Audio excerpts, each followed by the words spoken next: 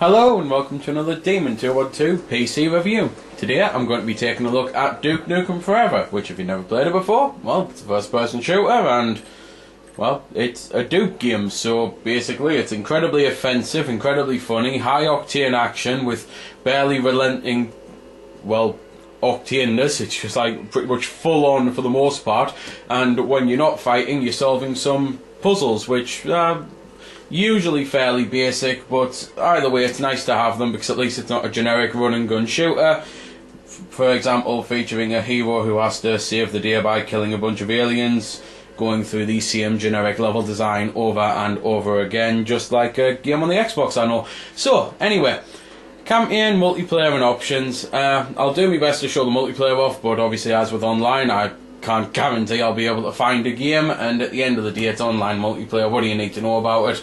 The only thing really is that it's I believe 4 on 4 rather than 64 on 64 or anything, and it's just like old school first person shooters like Perfect Dark where you find weapons and that, rather than you pick a class and you try and level them up and unlock a load of weapons and things like that.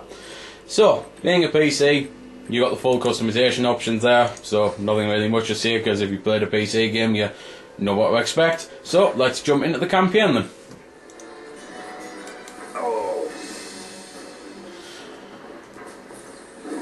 So the whole point is it's basically set after the last Duke Nukem game, and Duke's been inactive for too long and now the aliens are back and, well, you have to make them pay. It's not like your typical Duke Nukem game, so it's not a case of there's health lying all over the place, which basically meant it might as well have a recharging health bar. Now they've just decided to make it have a recharging health bar. You can make it bigger by completing certain tasks like boosting your ego, which can be anything like weightlifting for a long enough time or getting high scores on pinball games, just things like that. And they've just, as I say, make your health bar bigger, and you can go back on the old chapters and get any that you missed, because it does tell you how many you have missed, but obviously it doesn't tell you where they are, so there is some exploration needed in there as well. For the main part of the gameplay though, it's, well, doing things like this, sneaking around and working out how to get to the next part to kill the aliens, but mainly it's just shooting the crap out of everything in sight, other than the, as I say, the odd puzzle solving and things like that. So I'll try and cut into a gunfight now. So, there's all sorts of weaponry in the game. You can get your standard laser guns really, your real guns, machine guns, which are the Rippers, and they're basically 3-barreled machine guns. They're very nice. I've always liked them on Duke games.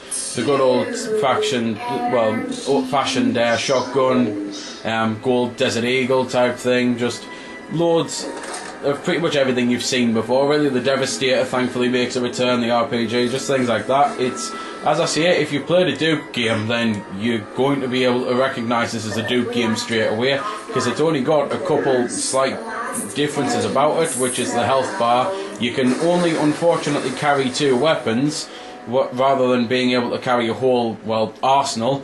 And I think that's mainly been done to make the game a bit harder, because sometimes you will pick up a weapon thinking it's going to be alright for the job at hand, and then all of a sudden the things change and you realise that you're pretty much screwed and wish you should have took a different weapon. There's also daft little achievements like beating the game with always having your gold Desert Eagle, and that's obviously now a much harder achievement than it would be, because now it limits you to having 1 weapon. This is one of the slight puzzles on the game though. It's pretty much the first one, so it's the one I'm going to show off, because I've got to get a reactor core, and to do that I've got to basically play a game of Crystal Maze. I've got to control the remote control car to push the reactor core to where I need it to be so I can pick it up and put it in the reactor, and because the door's locked I can't just go in and get it myself, so I have to use the remote control car. And it's just other daft little things like that you're doing, so nothing too brain taxing for the most part. There's a couple that did have us stumped. To be fair, the one on the demo had me stumped for quite a while, not realising what the hell I had to do on something, which I'm not going to say because I don't really want to spoil it. So, rather than watching me go around spending 5 minutes driving this car, I'll cut into a level where I'm driving a car. So, now I'm in said car, and you might notice that everything's a bit screwy with size. Basically, it's another part of the gameplay. You will get shrunk down and you'll have to navigate a large world with being a small Duke. You can still fire guns in that. It's something that they have changed for the better, because when you got shrunk on the last game, you were pretty much forced to just run around hoping you weren't going to get squished on, and you can do a whole lot more when you are shrunk this time. Unfortunately, the remote control car is not exactly the best vehicle on the game for driving. I think the monster truck handles excellently, but the remote control car, well, turning and boosting don't really go together. I think it wasn't designed to do both at the same time.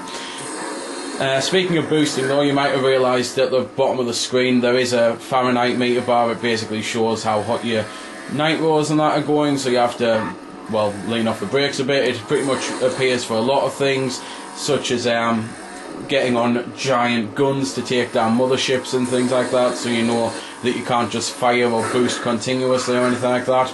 And, well, that's pretty much the whole game in a nutshell. It's incredibly offensive, it's incredibly funny though, and to be fair, I say offensive, it's only offensive if you take offence at it, which sounds stupid, but I don't think the game's trying to actually offend anyone. It's just trying to be funny by almost taking the piss out of things, and some of the stuff that it does is really good. Some of it's just like you'll laugh out loud immediately, you'll like cry with laughter. Other times you'll think, well, that just wasn't funny, and sometimes you mightn't even get the joke because it's an obscure reference. But so that's the humour then, anyway. But the gameplay, as I reiterate now, is just your standard FPS gameplay really. I think the weapons and everything work well. I think there's a good variety of things to do. The puzzle solving's decent, and again it breaks apart the mundane of just going around shooting everything. So if you like FPSs, it's well worth a try, especially because it's a demo. The only problem I've got with the game is a lot of people are slagging it off because, quite frankly, I think they were expecting a Mass Effect style story with COD-like gameplay, and if you want that, you're going to be disappointed. Quite frankly, the best thing I can say to anyone is research the game fully before you buy it so that you're not disappointed, because some of the stuff I've seen slagging this game off, I couldn't help but think, and you expected any different from this game? It just makes no sense. Some of the things they're slagging it off for are some things that Duke fans like myself praise it for, because it's why I bought the game.